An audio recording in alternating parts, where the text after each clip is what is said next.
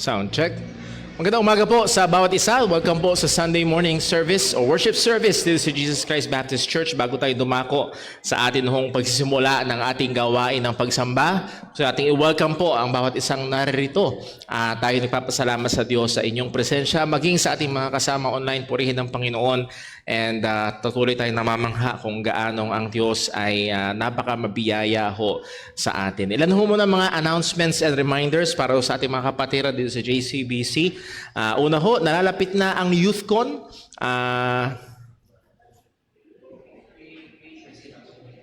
Okay. Nalalapit na ang YouthCon. So 2 months na lang, tama ba? October and then November. 2 months na lang ang nalalabing preparasyon. So I would like to encourage and to remind yung mga kabataan ho natin na talagang kailangan nyo mag-participate, magpursige sa paghahanda. Ang tema ho ay Eyes Fixed in Our Own Heaven. Nakatingin ang mga mata sa langit, coming from Colossians chapter 3. If you then risen with Christ, seek those things which are above. So yun ho ang goal natin, and I would like to ask for your prayers, mga kapatid. Pag-pray natin ang event na ito, nawa gamitin ng Diyos para sa ating mga kabataan na hindi lamang nakatingin dito sa lupa, hindi lamang yung future na trabaho nila o yung future na magiging asawa nila, o hindi tumingin din sila sa mga bagay sa itaas, sa mga eternal na bagay. Bigyan na ng malaking konsiderasyon kanilang mga decision makings, ang mga bagay patungkol ho sa Panginoon. So pag-pray ho natin, ang maging mga speakers ho natin sa event ho natin, that's a Saturday, at mula ho alas 8 hanggang alas 5 ng hapon. And that being said, kailangan ho natin ng sign up ng mga kapatiran na tutulong.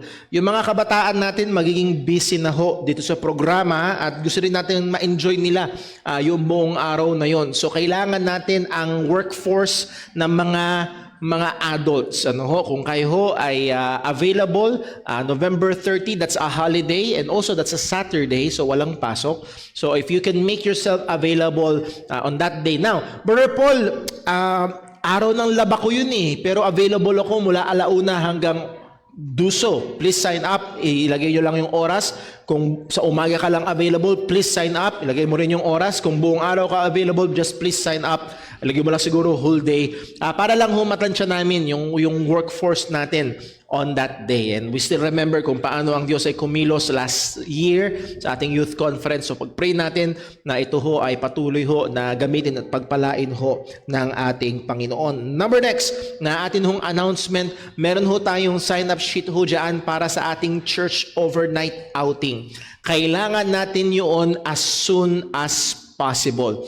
Muli ho, kailangan nating ma-estimate kung gaano karami ang sasama para makita rin natin, baka mamaya mag-book tayo ng lugar na pang 150, tapos 50 lang pala ang sasama. Magiging napakalaki nung ating bayarin.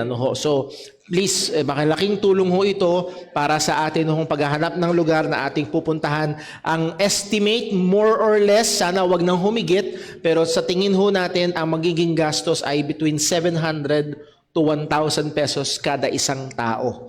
So, pwede nyo pang paghandaan yan. Yung mga young people, pwede nyong sipagan ng paghingi ng aginaldo para magamit doon. So, muli, yan ho ay buong pamilya para sa lahat ng interesado. So, please do sign up para lang ho magkaroon ho tayo ng estimate ho sa bagay po na yan. Muli, meron tayong mga gospel tracts po na dyan. Encourage natin ang bawat isa na mag-uwi, and throughout the week, ano man ang gagawin natin, mamamalengke, magpapagupit, or saan man tayo pupunta, sikapin natin makapag-abot sa mga tao na atin hong na-encounter.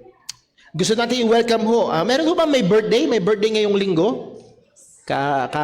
Si Brother Jerome. Happy birthday, brother. Sakto pala, no? Hindi ko iniisip yun, pero sakto yung t-shirt. So, happy birthday. Happy birthday, Brother Jerome. Meron pa ho ba? Hindi ko na nasilip yung ating birthday corner Meron pa ba? This week hanggang first week ng October? First week na October, sino may birthday? Wala? Okay, so kung wala na, so happy birthday, Brother Jerome. Alam nyo na, sarado ang San Vicente, huwag kayo pupunta doon. Ang biro lang. So, happy birthday po sa inyo kapatid. Gusto na natin i-welcome po ang naanyayahan na bisita ho natin. Kung tama ang basa ko, si Nanay Manuel. Nanay Manuel? Nancy! Sorry po, Nancy. Ate Nancy Manuel. So, purihin po Panginoon. Salamat po sa...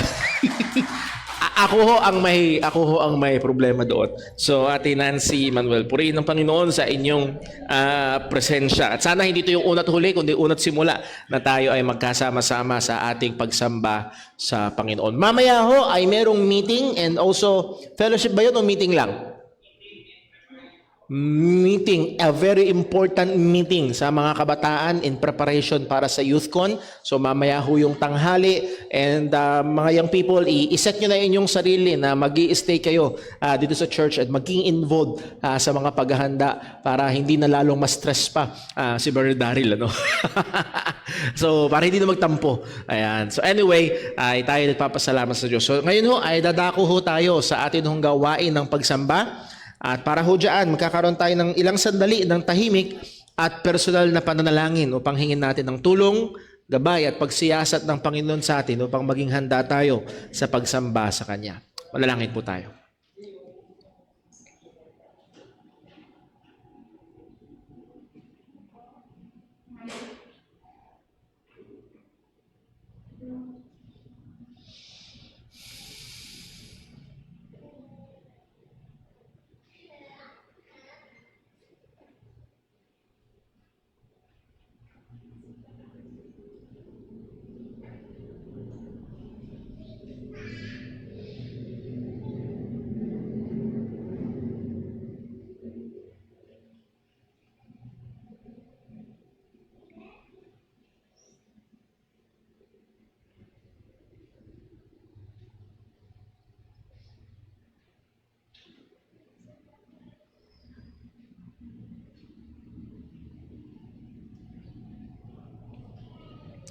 Manalangin po tayo.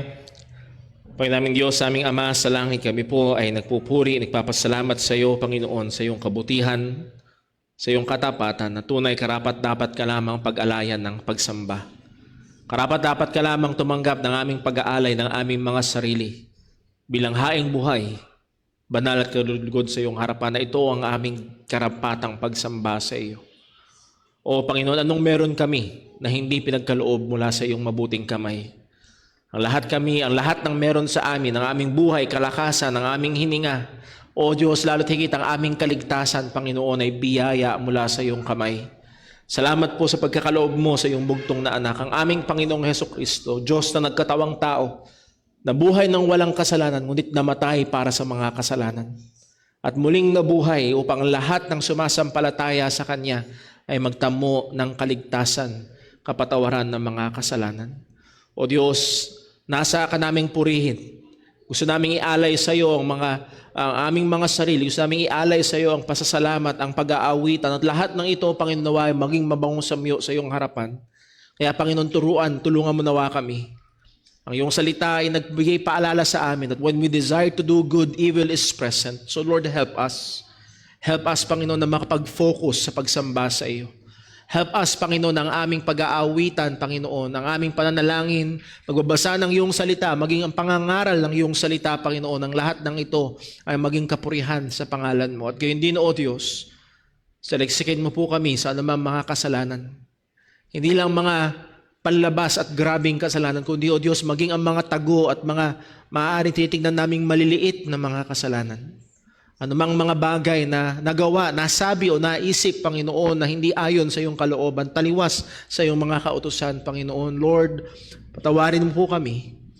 O bigyan mo kami ng dakilang pagkamuhi sa kasalanan.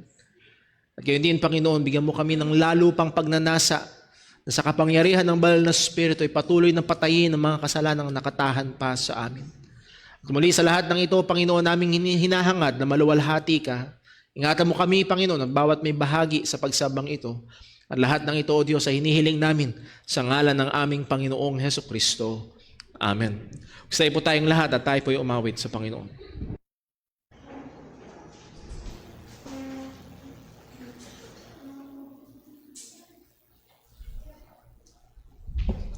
Tayo po ay mawit sa Panginoon. Awitin po natin. Tunay kang matapat.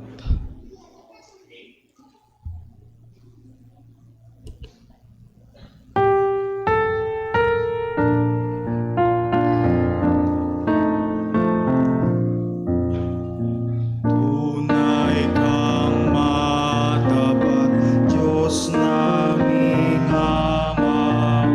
Di nagbabago, di nag-iiba. Mahapon, matanghali, umaga. Sa buong panahon, matapat ka. Tunay kang matapat, tunay kang matapat. Araw-araw aking namamalas ang iyong kabutiang walang kupas. Tunay kang matapat sa paglingap. Dagaraw, tagulan, at ang dagani. Araw, buwan, bituin sa gabi. Nag-aawit ang langit, sumasaksi sa katapatan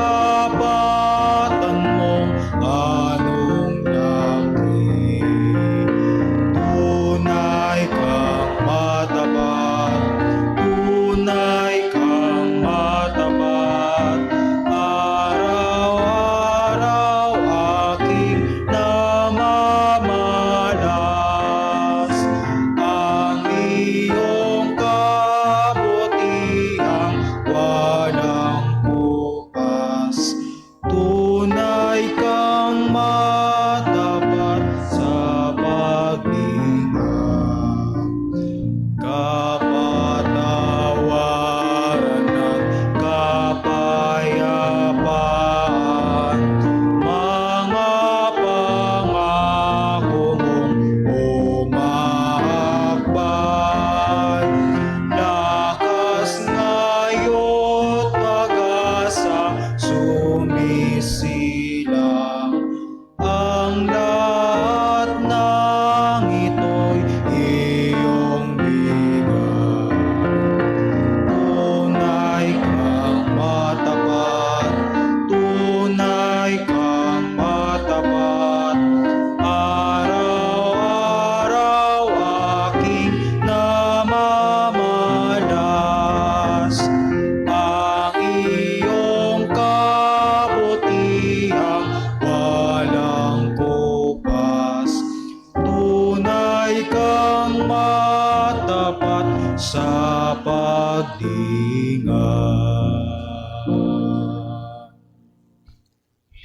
Tayo po yung manatilig na tayo para po sa ating pagkakaloob.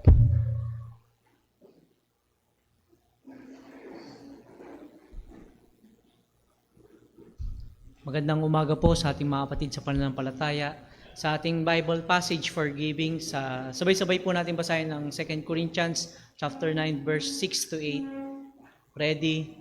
Read. But this I say, he which soweth sparingly shall reap also sparingly, and he which soweth bountifully shall reap also bountifully. Every man according as he purposeth in his heart, so let him give, not grudgingly or of necessity, for God loveth a cheerful giver.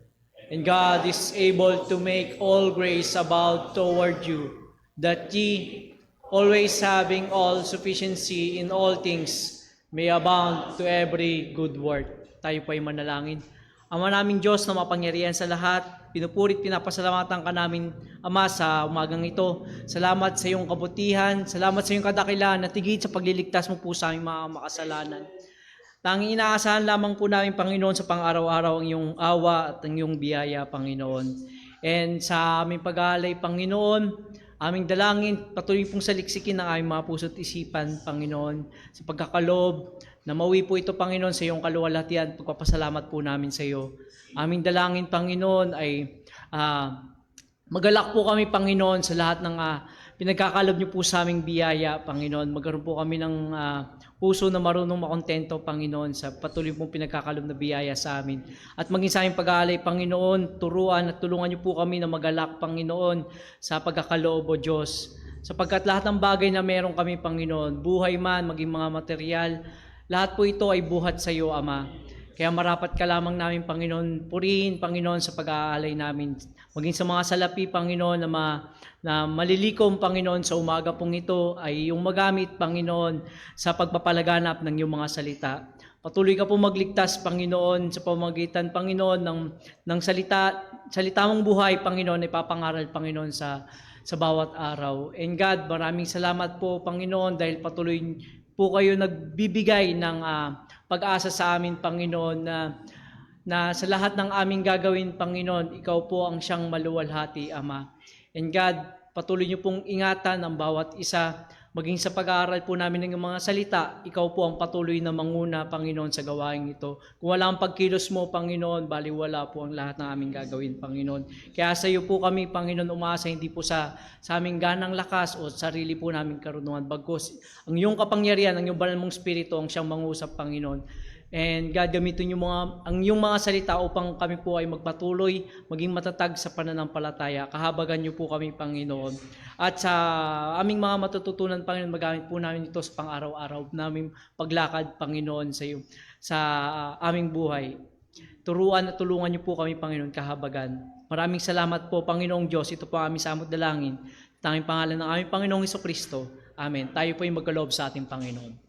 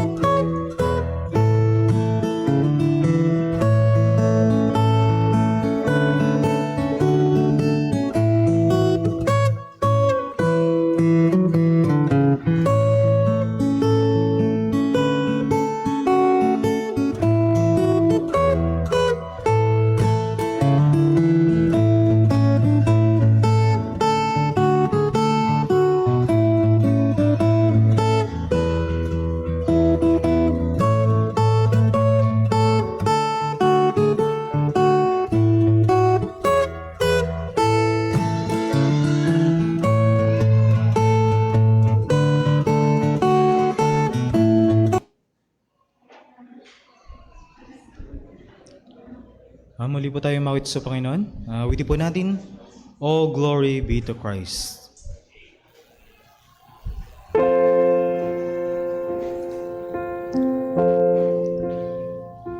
Should nothing of our efforts and no legacy survive unless the Lord does raise the house in vain, its builders strive. To you who boast tomorrow's gain, tell me, what is your life? Amidst it vanishes at dawn. All glory be to Christ. All glory be to Christ, our King. All glory be to Christ. His rule and reign will ever sing. All glory be to Christ.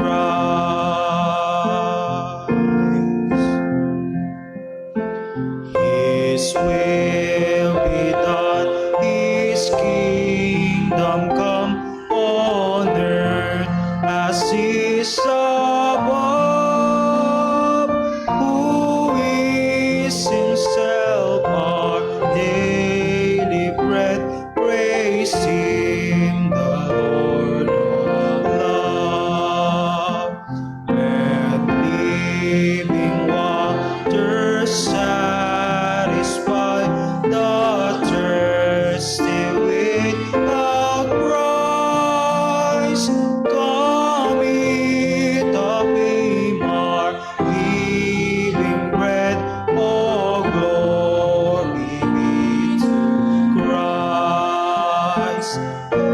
Glory be to Christ our King. Oh, glory be to Christ.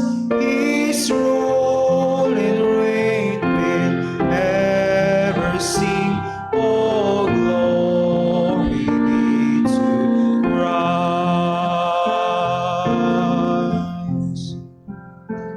When on the day the great I am, the faithful and the true, the Lamb who was for sinners slain is making all things new.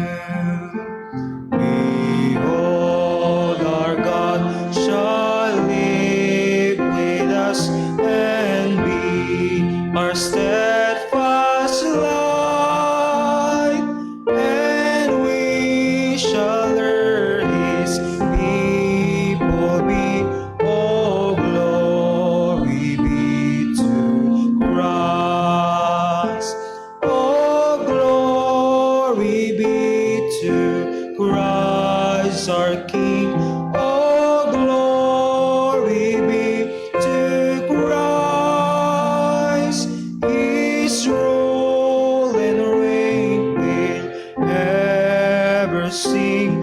Oh, glory be to Christ.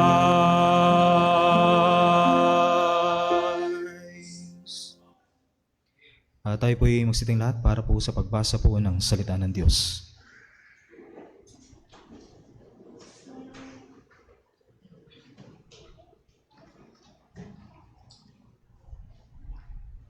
Good morning po. Para sa ating pagbasa ng salita ng Diyos, atin pong sabay-sabay na basahin mula sa aklat ng unang Timoteo, Kapitulo 5, talata 17 hanggang 21.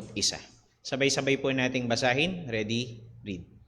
Ang mga namumuno sa iglesia na naglilingkod ng mabuti ay dapat bigyan ng nararapat na sahod, lalo na ang mga naglilingkod sa pangangaral at pagtuturo ng salita ng Diyos. Sapagkat sinasabi sa kasulatan, huwag mong bubusalan ang baka habang gumigiik, at sinasabi pa, nararapat bigyan ng sahod ang manggagawa. Huwag mong papansinin ang paratang sa isang namumuno sa iglesia kung walang patotoo ng 2 o 3 saksi.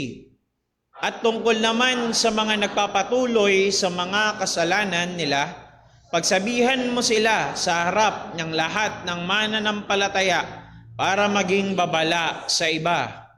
Sa presensya ng Diyos at ni Kristo Jesus at ng kanyang mga anghel, iniuutos ko sa iyo na sundin mo ang mga utos na ito nang walang kinikilingan o kinakampihan. Purihin po ang Diyos sa pagkabasa ng kanyang mga salita. Mari na po tayong magsiupo.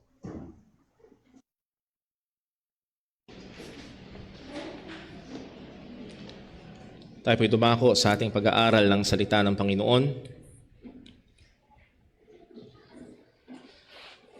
Well, hindi hulingid sa kaalaman ng marami, and more or less 10 or 9 days ago, ang Evangelical Church ay niyanig ng isang bomba na balita na kung saan ang isang sikat at kilalang mangangaral and isa sa mga malaking impluwensya sa akin personally ay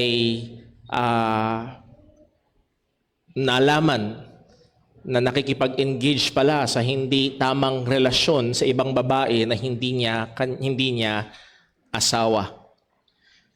Again, sa hindi nakakaalam, ito ho ay si Steve Lawson, isa sa matalik na kaibigan ni John MacArthur, often speaker sa maraming mga conferences and author ng maraming mga libro, at ilan sa mga libro niya ay nandiyan sa library ko. Well, again, dito ho ay nagpapakita sa atin na totoo ang sinabi ng isang mangangaral that the best men are men at best. as much as gusto natin silang tignan bilang mga superman or super Christians, they are not super. Sila rin ay mga makasalanan na niligtas lamang ng biyaya ng Panginoon, mga makasalanan na dumadaan pa rin sa proseso ng sanctification, mga makasalanan na oo, niligtas na, hinugasan ng dugo ni Kristo, pero may mga kasalanan pa rin nananaan sa kanila, and they are in fact capable of falling even in grievous sins. And it's very, very sad to learn na itong pagpalya ng isang sikat na mangangaral na ito ay hindi minsanan lamang kung hindi umaandar na pala sa loob ng 5 taon. So mga kapatid, ito'y magandang paalala sa atin. Ang sabi ni Apostol Pablo sa 1 Corinthians 10:12, wherefore let him that thinketh he standeth take heed. Take heed. Kung iniisip mo ikaw ay nakatayo, kung iniisip mo ikaw ay matibay, kung iniisip mo ikaw ay malakas, mag-ingat ka. Mag-ingat ka. Lest you fall. Kaya nga ang sabi ni Apostol Pablo sa 1 Corinthians chapter 9 verse 27. This is Apostle Paul, 1 Corinthians 9:27. Ang sabi niya, but I keep under my body. I subject my body. Sinusupil ko yung aking katawan. Hindi ko hinahayaan na itong passions ng flesh ang manguno sa akin. I keep under my body and bring it to subjection, lest by any means when I have preached to others, I myself should be a castaway. Hindi ibig sabihin na wala ang kaligtasan, pero yung word na castaway dyan, it could mean maisantabi. Pagkatapos na ikaw ay maging napaka-instrumental sa pangangaral ng salita ng Diyos sa marami at sa maraming panahon, sa pagkakataon na nakalimutan ng pagdidisiplina, pag-iingat at pagbabantay, pwedeng mangyari na ikaw ay isantabi.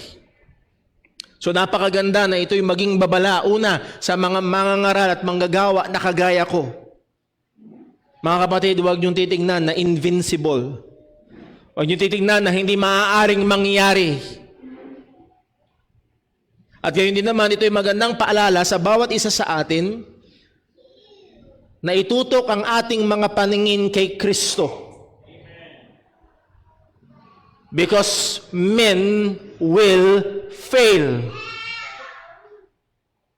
Ang sabi nga ni Bodhi Bacam, ang pinakamatalino, ang pinakamalakas at pinakamakadiyos sa Biblia, lahat bumagsak sa babae. Pinakamatalinong si Solomon, pinakamalakas na si Samson, pinakamakadiyos si Haring David, lahat bumagsak sa babae. Sino tayo para isipin na hindi po pwedeng mangyari sa atin? So kailangan kong bantayan ang aking sarili. Kailangan nating bantayan ang isa't isa. Kailangan nating magpaalalahanan sa isa't isa. At itutok nga ang ating mga mata kay Kristo lamang. Ang sabi ng salita ng Diyos, tumingin lamang tayo sa ating Panginoong Hesukristo. Looking unto Jesus, the author and the finisher of our faith. Yes, pumalya si Steve Lawson. Yes, may iba pang mga mangangaral throughout the Christian history na pumalya, and there will be more in the future na papalya. Pero mga kapatid, ang kapitan ng ating pananampalataya ay never pumalya. Siya ay tinukso sa lahat ng pagkakataon at paraan, ngunit hindi nagkasala. So tayo ay titingin sa Kanya. Tayo ay aasa sa Kanya. At dito ho sa ating binasa na pag-aaral, at sinadya ko ho talakay nito para ang ating church ay mabantayan. Sapagkat sadly, isang malungkot na katotohanan na napakakaunti ng mga iglesia na nagtuturo sa kanila, napakakaunti ng mga pastor na nagtuturo sa kanilang mga iglesia anong gagawin kapag pumalya ang manggagawa. Anong hakbang? Paano ihahandle?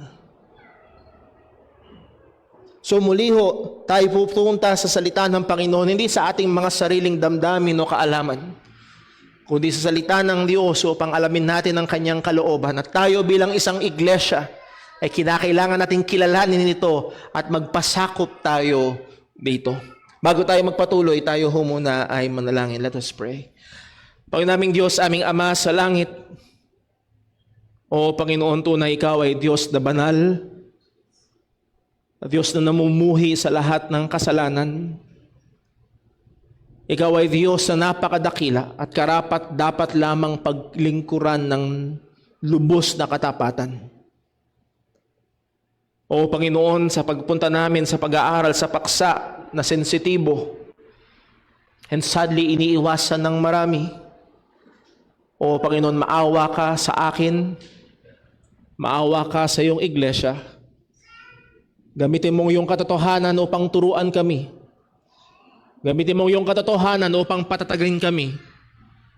Gamitin mo yung katotohanan upang bigyan kami ng karunungan. Lalo't higit, Panginoon, gamitin mo yung katotohanan upang maluwalhati ang iyong pangalan. O Diyos, ikaw po ang gumabay, mag-ingat sa amin. Lord, sino mang naririto na wala pa sa pananampalataya kay Kristo, yun ang kahabagan. Ipakita mo sa Kanya na siya'y makasalanan at ang tanging pag-asa ng makasalanan ay si Jesus na nag-aalis ng mga kasalanan. Panginoon, ikaw lamang ang maluwalhati. Aming hinihiling ito sa ngalan ng aming Panginoong Hesukristo. Amen. Well, ito ho ang ating mensahe ngayong umaga. God's people must exercise great caution in their support, protection, and discipline of the elders or pastors of the church. Ang mga tao ng Diyos o ang iglesia ng Panginoon ay kailangang magkaroon ng dakilang pag-iingat sa kanilang pagsuporta, pagprotekta, at pagdisiplina sa mga lingkod ng Diyos sa iglesia. And that will be the 3 points na ating pag-aaralan ngayong umaga. The support of the pastor, the protection for the pastor, and the discipline of the pastor. So una tingnan ho natin the support of the pastor. Ang suporta sa manggagawa. And muli ho, I would like to encourage you, if you were not here last Sunday afternoon, ay pwede niyong balikan sa Facebook Live ho natin yung pangangaral ni Brother Daryl sapagkat largely natalakay niya ang patungkol dito.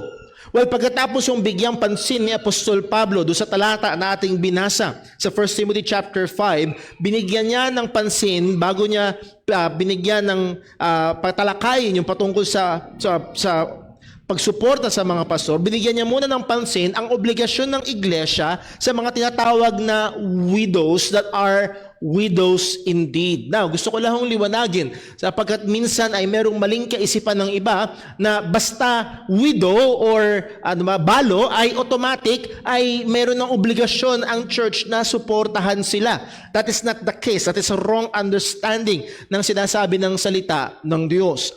Ang sabi sa 1 Timothy chapter 5 verse 3, balikan lang ho natin. Anong sabi? Honor widows that are what? Widows indeed. So nilagyan ng qualification ni Apostol Pablo. It's not all widows in the church, those that are widows indeed. Well, sino yung tinutukoy niya na widows indeed? Verse number 4, 1 Timothy chapter 5. But if any widow have children or nephew, let them learn first to show piety at home and to requite their parents, for that is good and acceptable before God. So anong sabi ni Apostol Pablo? Well, hindi ang church ang may unang obligasyon sa mga widow. Kung meron silang anak, kung meron silang mga pamangkin, ibig sabihin kung merong mga tao sa kanilang paligid o mga kamag-anakan sila, sila ang may pangunahing obligasyon. Let them show piety at the home. It is godly. It is good na suportahan lalo na yung mga matanda at kung sakaling siya ay balo na. Sa una, ang may unang obligasyon diyan ay ang mga kasama sa bahay. Doon nga sinabi ni Apostol Pablo na yung hindi makapagtusto, say that, ano yung word? He that provided not for his own is worse than an infidel, is denied the faith. That is the context. Yung iniiwasan itong obligasyon na ito. Pagdating sa verse number 5, now she that is a widow indeed, ano daw? Is desolate, trusted in God, and continued in supplications and prayers night and day. Ito yung isa sa katangian ng widows indeed. Desolate sila. As in, wala silang maaasahan. Aba, if they're not abandoned, lahat ng mga mahal nila sa buhay o malapit sa kanila ay wala na. Ang kanyang pag-asa na lang ay sa Diyos at nagtutuloy-tuloy siya sa pananalangin night and day. Andun yung kanyang matinding pananampalataya sa Panginoon. At kung sakali man na yun ang kalagayan, pagdating sa verse 9, talon tayo sa verse 9, 1 Timothy 5:9, let not a widow be taken into the number under 60 years old. Binigyan ng edad ni Apostol Pablo, wag daw i-enroll doon sa suporta ng church, yung consistent na obligasyon ng church na suportahan kung wala pang 60 years old. Isa yun sa konsiderasyon.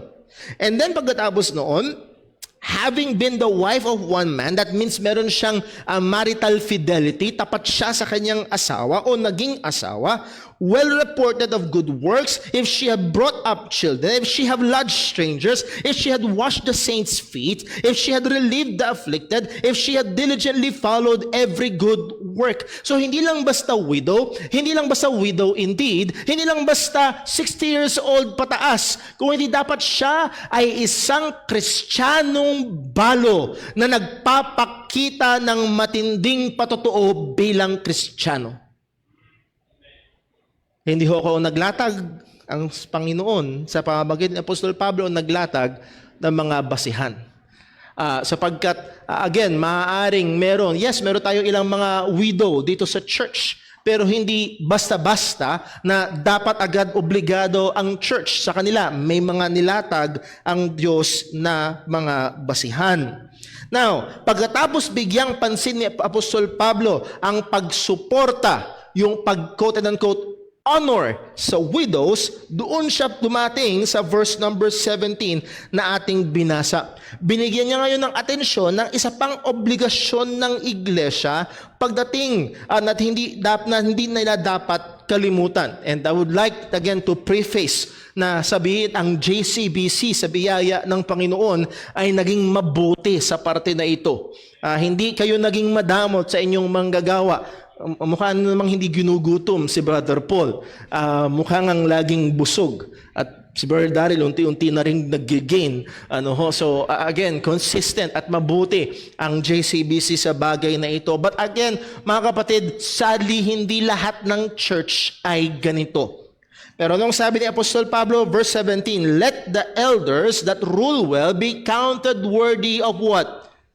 Double honor. Especially they who labor in the word and doctrine.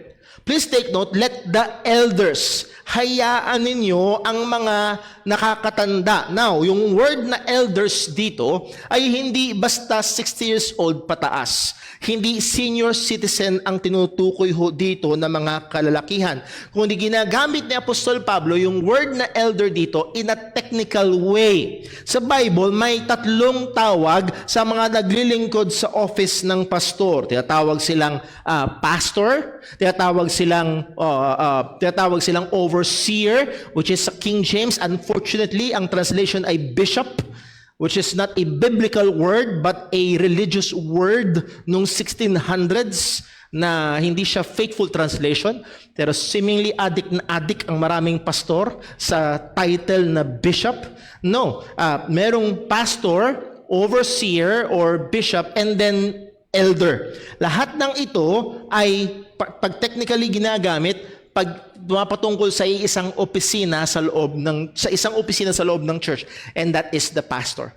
Mga kapatid, meron lamang dalawang office sa church. That is the office of the pastor and the office of the deacons. Yun lang. Walang pastor na mas mataas sa ibang pastor. Kung meron silang ganon, hindi na sila Baptist, sila ay nagiging Roman Catholic na. So again, kung meron kayong kakilala na nagiging addict sa mga terms na ito, una ang sabi ng Panginoon, call no man on earth your father or master, but we are all brethren. Sadly, may na-offend pag tinawag mong brother. Anong brother? Bishop. Bakit? So muli mga kapatid, ito ay pumapatungkol sa iisang opisina lamang. So yung word na elder dito pertains to pastors. At dito makikita natin, maliwanag, elders that what? Rule well. So they have a job sa church. Meron silang trabaho. Sila engage sa rule, pagru-rule or pangunguna. They stand, they preside over the church. They superintend or they take care of the church. So ito'y pumapatungkol doon sa mga nangangalaga at nangunguna sa iglesia, particularly sa work ng pagpapastor or shepherding in the church. Now, ang punto ho dito is yung word na well. Let the elders that what? Rule well. Sadly, hindi lahat ng pastor ay ginagawa ito ng may kainaman. Hindi lahat. Pero dito, binibigyang diin ni Apostol Pablo na kailangang bantayan, kailangang tignan, kailangang ikonsidera yung kaparaanan kung paano ginaganap ng mga kapastoran ng kanilang trabahong ibinigay ng Panginoon. Are they doing it well? At kung sakaling meron kayong makita that they are doing it well, ang sabi, let them be, do it well, be counted worthy of double honor. Be counted meaning it implies a sense of estimation. Maituring ninyo. Hindi ito yung pastor na tinitignan yung kanyang sarili, kung hindi ito yung church na kinukonsidera yung kanilang pastor. Marami mga pastor puging-pugi sa sarili. Galing na galing sa sarili. At tingin nila sila ang the best pastor in the world. Pero hindi yung kanilang pananaw sa kanilang sarili ang gagamitin, kundi it will be a judgment from the outside. Primarily the church. Yung church na kanilang pinagpapastoran. Tinitingnan, nakikita ba nila, are they doing their job well? And kung sakali man sa biyaya ng Diyos, ang isang iglesia ay pagkalooban ng Panginoon ng isang tapat na manggagawa na ginagawa ang kanyang trabaho ng may katapatan at kahusayan, let them be counted worthy, fit or meet or deserving of what? Of double honor. Napag-aaralan natin to sa mga dati nating pag-aaral. If you remember, yung word na honor dito does not mean respect. Kagaya ng sinusubukang pilipit o pagpipilipit ng iba. Ay tinulad nga daw sa aming family devotion, nasa 10 Commandments kami. At ang 5th commandment is honor thy father and thy mother. At ang sabi ng pastor, kita mo na, sa mother and father, honor. Sa pastor, double honor. At ang implication, ang lahat ng kabataan ay dapat mas sumunod sa pastor kaysa sa magulang. Kailangan mas pahalagahan ang salita ng pastor kaysa sa magulang. O mga kapatid, wag niyo pagkamalian. May mga pastor na kinokontrol ang buhay ng mga membro. Sila ang magdidesisyon kung sino mapang-aasawa. Sila ang magdidesisyon kung anong trabaho, kung anong kurso, kung anong desisyon na gagawin sa buhay ng mga membro. They exercise lordship over God's flock. They demand double the honor. Pero yun po ay maling pag-handle ng salita ng Diyos. Let me prove it to you in 2 ways. One, kung babalik tayo sa previous na ating binasa, sa 1 Timothy chapter 5 verse 3, 1 Timothy 5:3, ano ang sabi? Well, bago ho pala yun, sorry, may mga nalagpasan akong punto. Yes, ang mga leaders sa church, ang mga pastors sa church ay itinutusan tayo na magbigay galang sa kanila, na sumunod sa kanila, na magpailalim sa kanila. Ang sabi ng 1 Thessalonians 5 verse 12, and we beseech you, brethren, to know them which labor among you. The word to know is to recognize. I-recognize nyo yung mga namumuno sa inyo. I-recognize nyo yung mga nagle-labor sa inyo, and they are over you in the Lord. They exercise leadership over you in the Lord and admonish you. So there should be a recognition. Pagdating sa 1 Thessalonians 5 verse 13, and esteem them very highly in love for their work's sake, and be at peace among yourselves. Pakamahalin ang mga ginagamit at nilagay ng Diyos na lingkod sa iglesia. Pagdating sa verse 17 ng Hebrews chapter 13, anong sabi? Obey them that have the rule over you, and submit yourselves, for they watch over your souls, as they that must give account, that they may do it with joy and not with grief, for that is unprofitable for you. So inuutusan ng Biblia ang mga Kristiyano, obey, sumunod kayo sa mga namumuno sa iglesia. Magpasakop kayo sa mga namumuno sa iglesia. Pero huwag niyong pagkamalian, hindi sila ang Panginoon ng iglesia. Kung paanong sinabi sa Ephesians chapter 6 verse 1, children, obey your parents.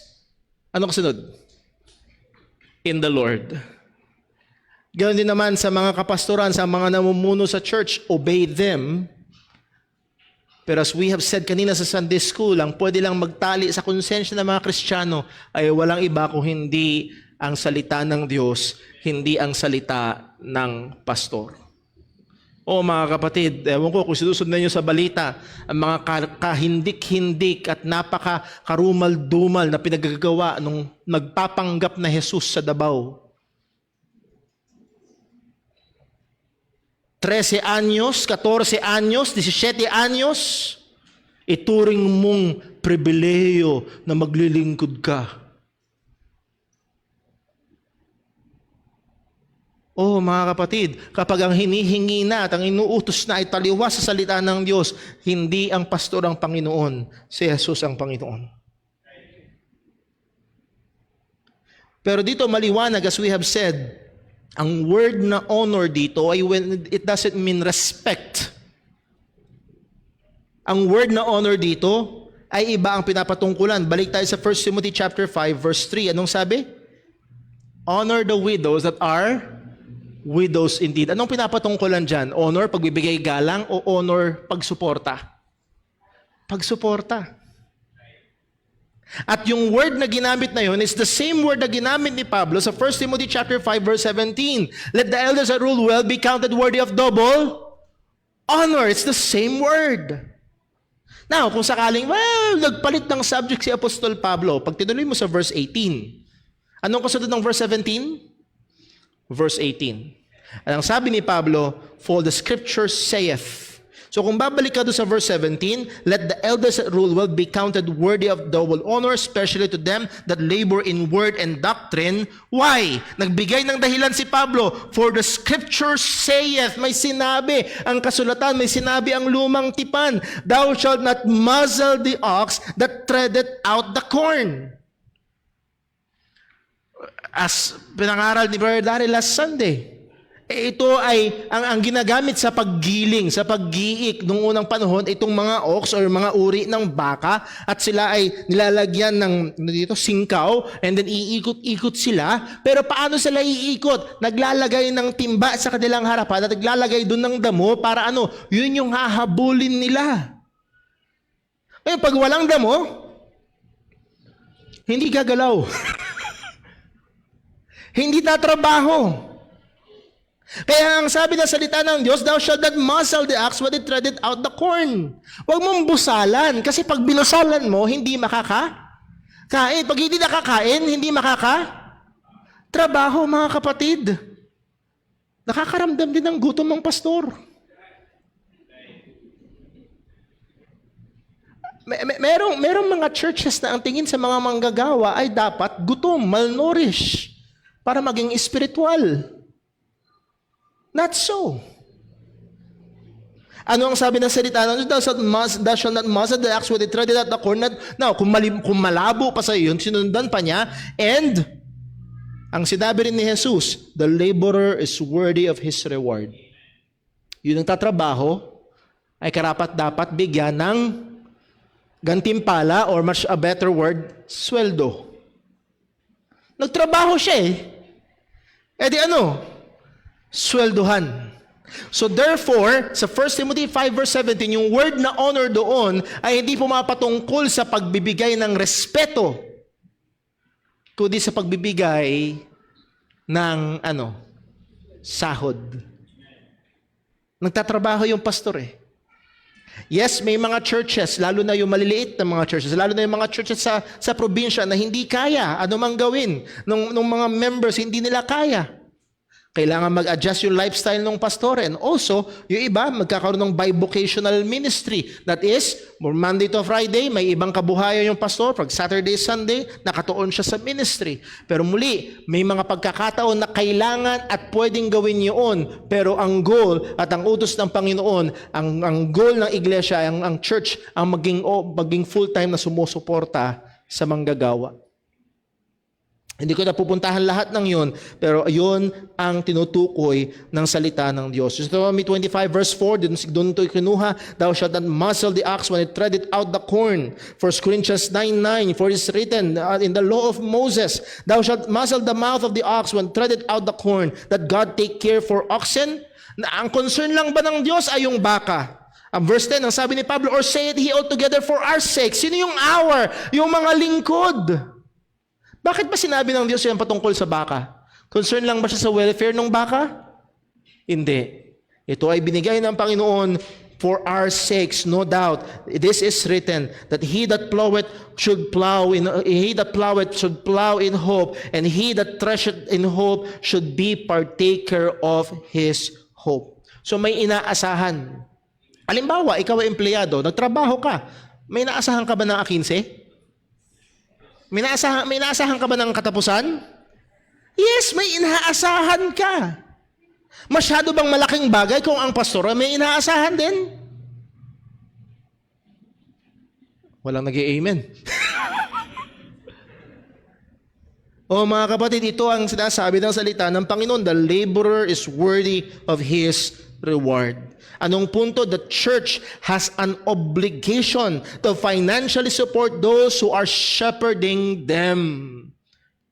Ang obligasyon, isa sa mga pangunahing obligasyon ng iglesia ay suportahan, I will use the word, swelduhan, yung nagpapastor sa kanila.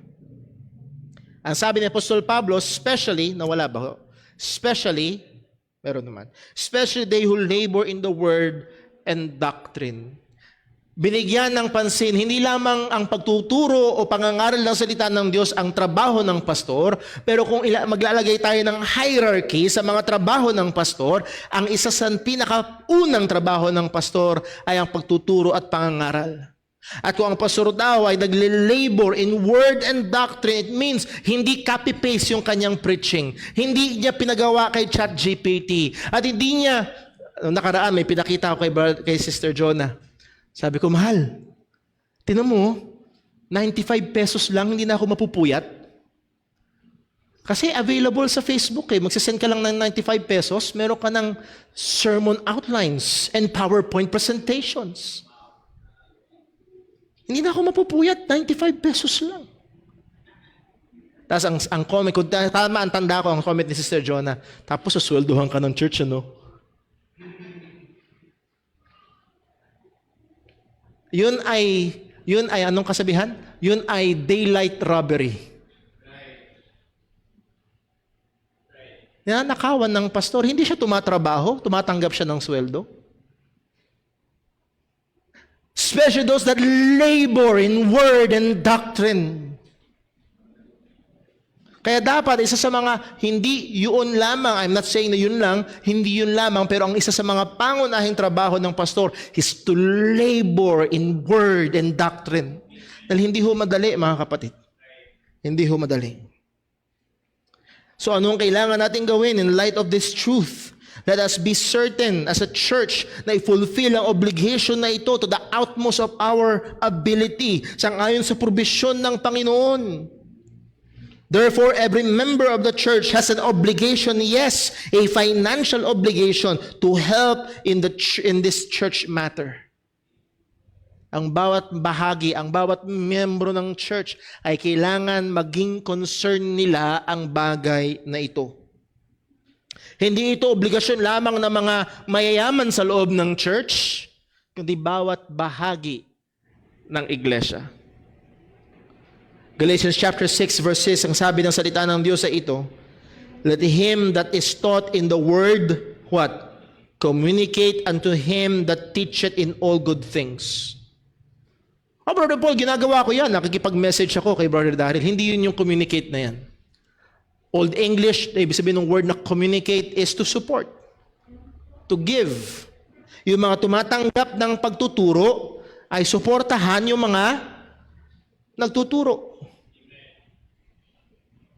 So muli ho, ito ay isang bagay na maliwanag na kalooban ng Diyos, the support of the pastor. Number 2, tingnan natin, the protection of the pastor.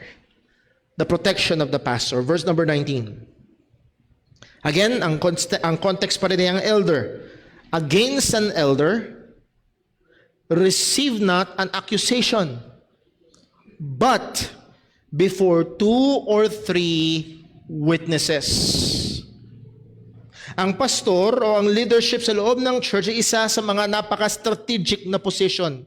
Surely, it is also the position na nag-i-invite ng maraming atensyon, maraming criticism, maraming chismis, and sadly, maraming false accusation. Napaka mapanganib. Akala nung iba kapag tumatayo sa harapan ay yung kasikatan lamang, yung pagpangangaral lamang ang nakikita nila. Mga kapatid, ang buhay ng pastor ay kadalasan nasa ilalim ng microscope.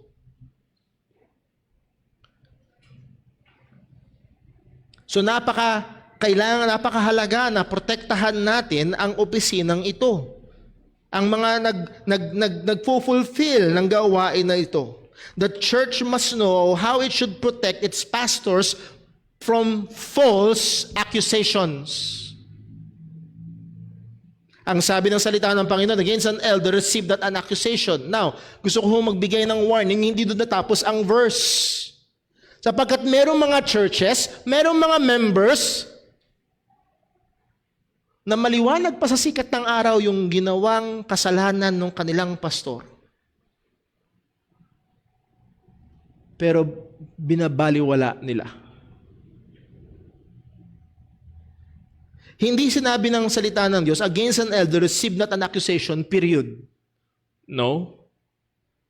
Sapagkat meron talagang gumagawa ng mali. Meron talagang nahuhulog sa kasalanan.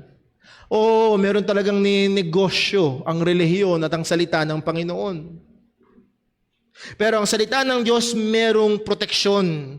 Anong sabi? But before 2 or 3 witnesses. Mga kapatid, kahit sino pwedeng magbukas ng kanilang bibig at magsabi ng negatibo laban sa pastor. Kahit na ito ay false information or fake news.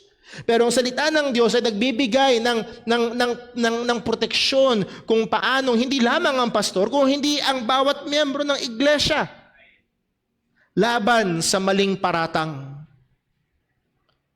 Deuteronomy 19 verse 15, ang sabi ng salita ng Diyos ay ito, even in the law, sa lobang tipan, ang sabi, one witness shall not rise up against a man for any iniquity.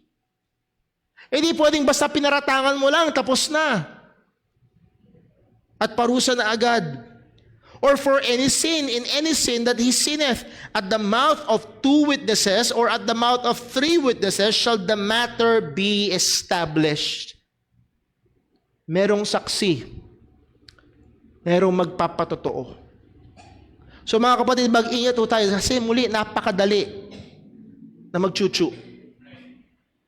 Hoy, alam mo yung si Brother Daryl, pogi lang yan, pero ano yan eh?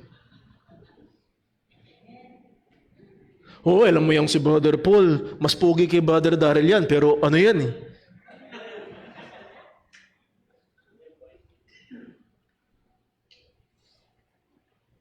Alam niyo ho, pag merong ganun, personal man, chat man, social media man, ang isang tanong niyo na pwedeng gawin na ito, pwede ka ba magsama ng saksi para patunayan yan?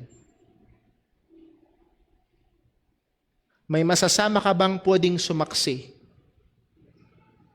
Para tanggapin ko yung sinasabi mo patungkol sa manggagawa natin sa church. Or hindi lang sa manggagawa sa church. Kahit sino man sa church. Oy, sister ano? Oy, si brother ganito? Mapapatutuhanan mo ba yan? Pwede mo bang sabihin yan ng harapan or meron bang ibang pwedeng magpatotoo? Ito ang sinasabi ng salita ng Panginoon. If there are 2 or 3 witnesses, pero kung meron at merong magpapatotoo, ang sabi ng salita ng Diyos, pwede natin at dapat nating tanggapin ang akusasyon. Ibig sabihin, ang pastor, listen, ang ibig sabihin ng pastor ay walang immunity. Touch not the Lord's anointed. Mga kapatid, merong gumagawa niyan. Walang immunity ang pastor, pero there is protection. Hindi pwedeng basta-basta bawat chuchu papatulan ng church. Kailangan merong patunay, kailangan merong ebidensya. At sa Old Testament, mababasa natin, balikan natin sa Deuteronomy 19, verse 16, ang sabi, if a false witness rise up against any man to testify against him that which is wrong, then both of the men between whom the controversy is shall stand before the Lord, before the priests and the judges, and which shall be in those days. Verse 18, and the judges shall make diligent inquisition, and behold, if the witness be found false witness, and hath testified falsely against his brother, then shall ye do to him as he had thought to have done unto his brother. So shalt thou put the evil away from among you. And those which remain shall hear and fear, and shall henceforth commit no more any such evil among you. Pag merong gagawa ng chismis, sasabi ng hindi totoo, laban sa kanino man, pero in the context ng ating pinag-aaralan, laban sa manggagawa. Pag napatunayang hindi totoo, anong gagawin ng church? Mag-iimbestiga. Diligently. Listen mga kapatid, iimbestigahan ng mainam. Hindi kokoberan ng mga deacons or ng church.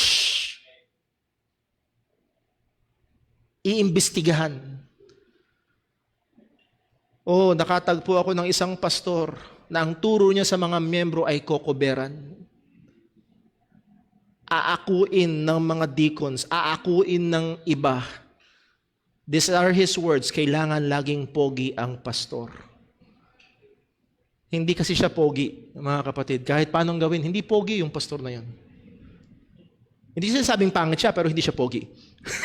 Literal. Mga kapatid, merong mga predator sa loob ng church. Hindi sila pastor, sila ay impostor. Pero merong naghabla, anong gagawin? Iimbestigahan ng mainam. Pag napatunayang may sala, merong kailangan mangyari. Pero pag napatunayang chismis lang, false accusation, ang tatanggap ng parusa ay yung gumawa ng false accusation.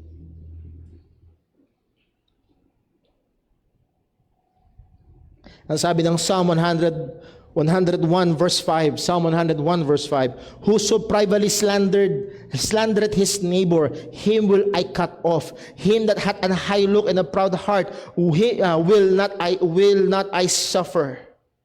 Yung falsely privately slandereth, naninira ka, palihim, patago, pailalim, naninira ka, sabi ng Diyos, I will cut you off. Lalo na ngayon mga kapatid, mag-ingat tayo sa pagpo-post sa social media. Ang sabi ng Panginoon, verse 6, mine eyes shall be upon the faithful of the land, that they may dwell with me. He that walketh in a perfect way, he shall serve me. Verse 7, he that worketh deceit shall not dwell within my house. He that telleth lies shall not tarry in my sight. Ayaw ng Diyos. Therefore, dapat ayaw din ng church ang fake news. Kaya dapat may proteksyon pero walang immunity. Paano, Brother Paul, kapag baliktad? Hindi napatunayang false witness, napatunayang totoo. Meron talagang ginawa. Meron talagang kasalanan. Verse number susunod. Verse number 18. Tama ho ba? Tama, verse 20, sorry. Verse 20. If the pastor commits a sin, what should we do? Ano ang ating gagawin? And sadly, maraming church, as I've said kanina sa simula, ang hindi tinuturuan ng kanilang pastor kung ano ang gagawin kapag nagkasala ang pastor. Ang madalas na pinupuntahan, Psalm 105 verse 15, ang sabi, saying, touch not mine anointed, and do my prophets no harm. Oh, mga kapatid, mag-ingat kayo. Ang sabi ng Biblia, touch not the Lord's anointed. Ano yung untouchable ka sa loob ng church? Huwag kayong gagawa ng anuman na ikakasakit ng pastor. Gagantihan ka ni God. Sige ka. Hira, no? 10 taon na yung utang ng pastor sa'yo, hindi pa rin nagbabayad, wala ka pa rin pwedeng gawin. Ang lagi lang sinasabi, do not question the man of God. I am the man of God. Mga kapatid, kala ko joke lang noon. Pero meron pala talagang mga churches na sa bylaws. Ano yung pag in-incorporate ang church, meron syempreng bylaws yan, by demand yun ng batas. At sa bylaws ng church, nakalagay doon, bawal disiplinahin ang pastor. Kung ganon ang church na kinilalagyan ng sinuman, panahon na para humanap ng iba. Ang pastor ay hindi pwedeng disiplinahin. Ang sasabihin pa, ang Diyos ang tumawag sa akin, ang Diyos ang naglagay sa akin sa ministry, ang Diyos lang ang pwedeng mag-alis sa akin, ang Diyos lang ang pwedeng magdisiplina sa akin. Bakit hindi yung pwedeng sabihin ng choir director? Pastor, hindi naman kayo naglagay sa akin sa choir eh. Si God eh.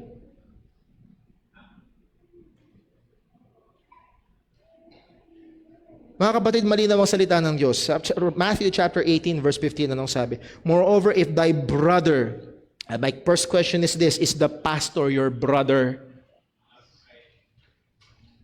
Kapwa mo ba siya mananampalataya? Kristiyano ba siya? Kapatid ba siya sa Panginoon? Kung nagpapakilala siyang mananampalataya ni Kristo, siya'y brother, that means sakop siya nito. Moreover, if thy brother shall trespass against thee, anong kailangan gawin? Tell him his fault between thee and him alone. If he shall hear thee, thou shalt gain thy brother. Ang goal mo ay mag-gain. Ang goal mo ay mapabuti. Nagsimula si Jesus sa larawan na kapag merong tupa na nawala, anong gagawin? Mag-exert ng effort para hanapin. At narito may kapatid na naliligaw ng landas. Let's say yung pastor ang nalilihis ng lakad. Anong gagawin ng church? Babayaan? Tatakpan?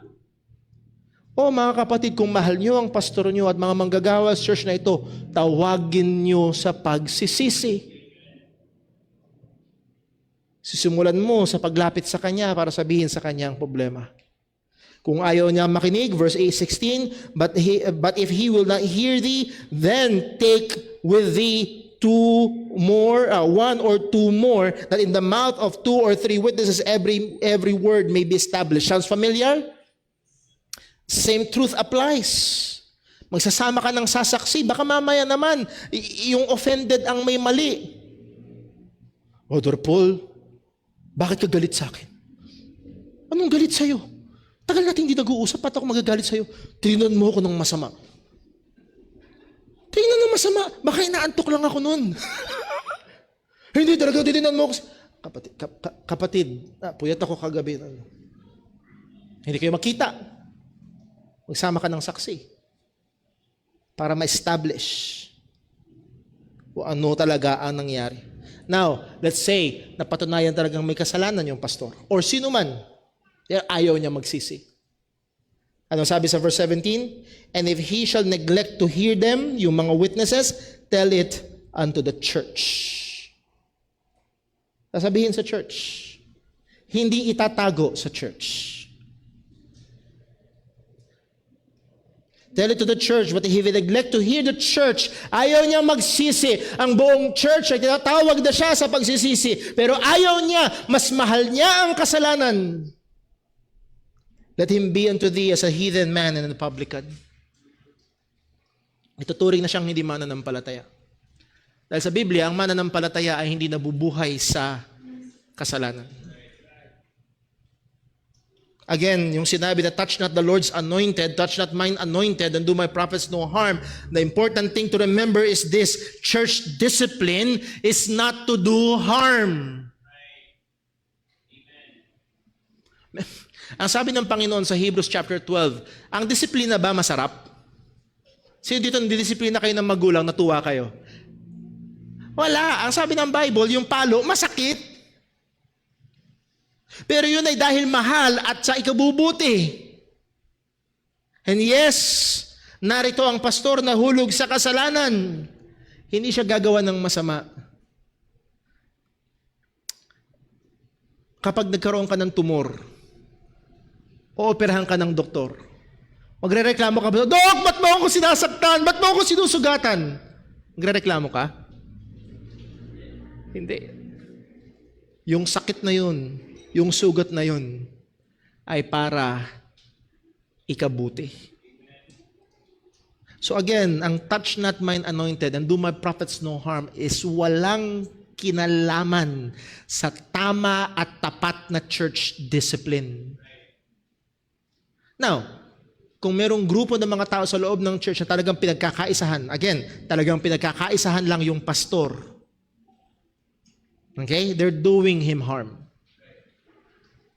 Pero kung talagang may kasalanan ng manggagawa, anong sabi ni Apostol Pablo? Verse 20, 1 Timothy chapter 5, verse 20, them that sin, and the word sin dyan is in the present tense, them that keep on sinning. Means dumaan na yung church discipline, nagsama na ng saksi, hindi siya nagsisi, sinabi sa church, ayaw niya magsisi, that keep on sinning, ang sabi ng salita ng Diyos, rebuke before all. Yung pastor na nagpapatuloy sa kasalanan, i-rebuke sa harapan ng church. Mga kapatid, be careful. Marami, and sadly, marami ang ginagawa ng mga nasa leadership, tinatago. Itinatago. Anong gagawin doon sa pastor? Ililipat lang ng ibang lugar. Mga kapatid, literally, may nakarating dito sa parehong barangay natin, Baptist na pastor. Maraming counts ng child molestation. Galing Maynila, patalon-talon, hanggang nakarating dyan. Salamat sa Diyos, matagal na siyang wala dyan. Ang ginagawa ng marami, dead that sin, cover before all. Mga kapatid, huwag namang mangyari. Pag si Brother Paul o sino mang minister dito sa church, nagkasala at ayaw magsisi, kailangang i-rebuke sa harapan ng buong iglesia. Kung merong iingatang pangalan, hindi ang pangalan ng pastor, ang pangalan ni Kristo. Kung merong kailangang ingatan, hindi ang reputasyon ng pastor, kundi ang ebanghelyo ni Kristo.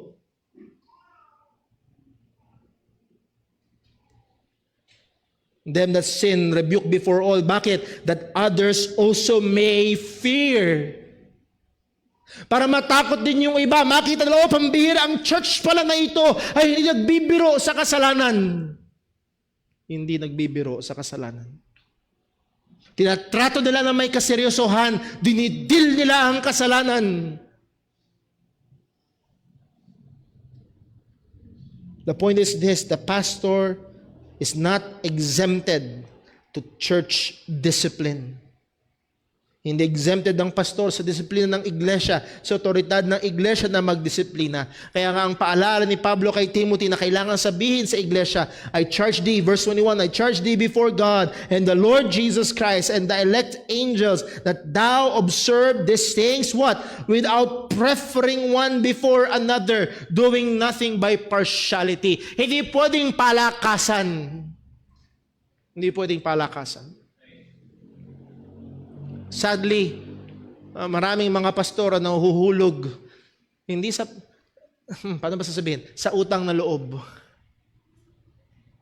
Lalo na yung naging pastor nila at naging dahilan kaya sila naligtas, kaya sila nakapaglingkod sa gawain, And then yung pastor nila ay nahulog sa kasalanan. At dahil sa quote and unquote, utang na loob, anong gagawin? Tatakpan, wag na lang pag-usapan, dali na lang siya sa ibang lugar. Mga kapatid, wala yun sa Bible. Wala yun sa Bible. Them that sin, rebuke before all. Pero paano kung nagsisi? Paano kung nagsisi? Sabi ng salita ng Panginoon, Galatians 6:1, Brethren, if a man be overtaken in a fault, ye which are spiritual, what? Restore such one that's in the spirit of meekness, considering thyself, lest thou also be tempted. Pwede siyang i-restore. Now, I'll be very careful the word sa restore.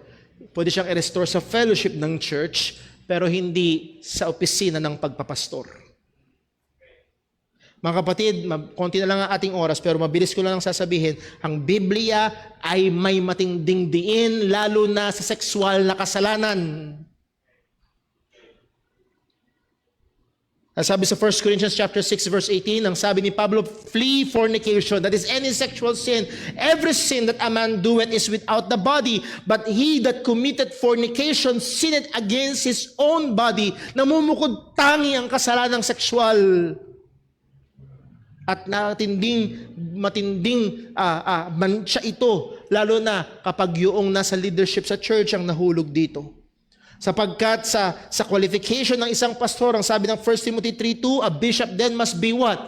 Blameless. It doesn't mean sinless, kasi kung sinless, walang pwedeng magpastor. Ang idea ng blameless ay wala kang pwedeng ibato sa kanya. Meron siyang malinis na patotoo. Pero pagdating sa sexual sin, ang sabi ng Proverbs chapter 6 verse 24, Proverbs chapter 6, well, for the sake of time, basahin na lang natin sa verse 27, Proverbs 6:27, can a man take fire in his bosom and his clothes be not burned? At tinutukoy dito ay immorality, sexual sin. Pwede ba maglaro ng apoy pero hindi ka masusunog? Can one go upon hot coals and his feet not be burned? So he that goeth into his neighbor's wife, whosoever toucheth her shall not be innocent. But whoso committed adultery with a woman lacketh understanding. He that doeth it destroyeth his own soul. Verse 33, a wound and dishonor shall he get, and his reproach shall not be wiped away. I'm not saying na hindi siya pwedeng mapatawad. I'm not saying na hindi hugas ng dugo ni Kristo ang kasalanan ng immorality o adultery. Pero pagdating sa mga nasa ministry, isa sa mga qualifications ay blameless. Pero pag nahulog ka sa sin of immorality, his reproach shall not be wiped away. It's a permanent disqualification from the office of the pastorate. Hindi mo pwedeng ilipat lang ng ibang lugar. Hindi pwedeng itago lang o takpan lang. Pag binasa nyo sa 1 Kings chapter 15 verse 5, pagdating kay David, ang sabi ng salita, because David did that which was right in the eyes of the Lord and turned not aside from anything that he commanded him all the days of his life, save only in the matter of Uriah the Hittite. Special mention pa rin yung ginawa niya kay Uriah at kaakibat nun yung ginawa niya kay Bathsheba. Paalala ni James, my brethren, James 3:1, be not many masters, be not many teachers. Huwag kayong magkumarat maging pastor o tagapagturo sa church. Why? Knowing that we shall receive the greater condemnation. Mga kapatid, seryoso ang Diyos pagdating sa kasalanan. Therefore, ang mga namumuno sa church ay kailangang i-hold sa mataas na accountability pagdating sa bagay na ito. Yes, may protection, pero walang immunity. At kung hindi magsisisi, kailangang dumaan sa disiplina ng iglesia. Mga kapatid, kung mahal nyo ang inyong mga manggagawa, gawin nyo ito. At hanapin nyo ang isang church na nagmamahal ng husto sa kanilang mga ministro. Let's pray. O naming Diyos, aming Ama sa langit, salamat po sa paalala ng iyong salita. Lord, hindi lamang sa mga pastor, kundi bawat isa sa aming mga mananampalataya. Paalala mo kung gaano ka kaseryosong namumuhi sa kasalanan. O Diyos, madalas kami at madali naming makita ang puwing sa iba.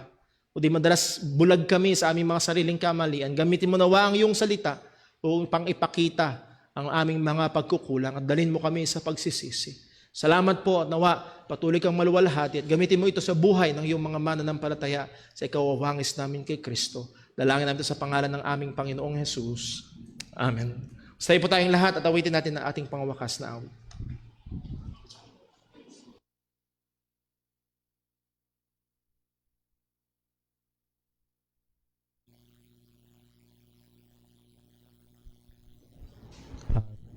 Hello. Tayo po yung mawit sa Panginoon. Awitin po natin, His mercies more.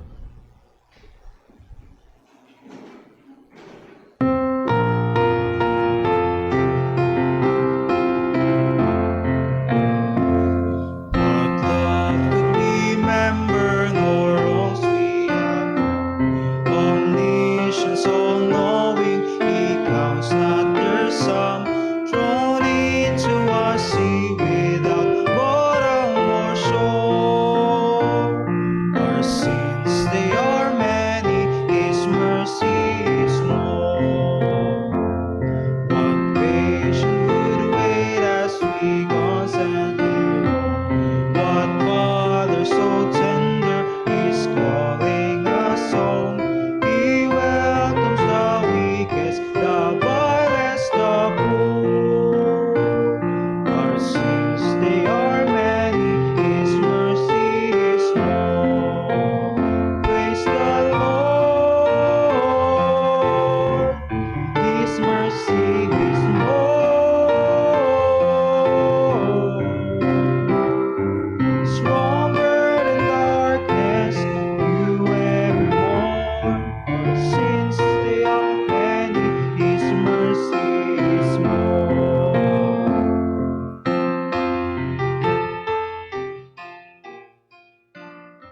Purihin po ang Panginoon. Salamat po sa bawat isang naririto, maging sa ating mga kasama online. At muli, aking pong hinihilingan ng bawat isa. Balikan natin ang mga salita ng Diyos sa atin na pag-aralan, pagbulay-bulayan natin, at nawa ito magkaroon ng epekto mga pang-araw-araw na buhay. Ingatan tayo ng Panginoon at saan man tayo madako, ay patuloy tayong maging instrumento para sa Kanyang kapurihan. Sa ating pag-iwahiwalay, nawa ang biyaya ng ating Ama, ang pagmamahal ng ating Panginoong Hesukristo at ang pakapangyarihan ng Banal na Espiritu sa bawat isa sa atin, patuloy tayong maging maliwanag na ilaw saan man tayo nilagay ng Diyos. God bless po, magandang tanghali. We're now dismissed. Reminder sa mga young people, may meeting ho kayo para sa YouthCon and then alas 2 po.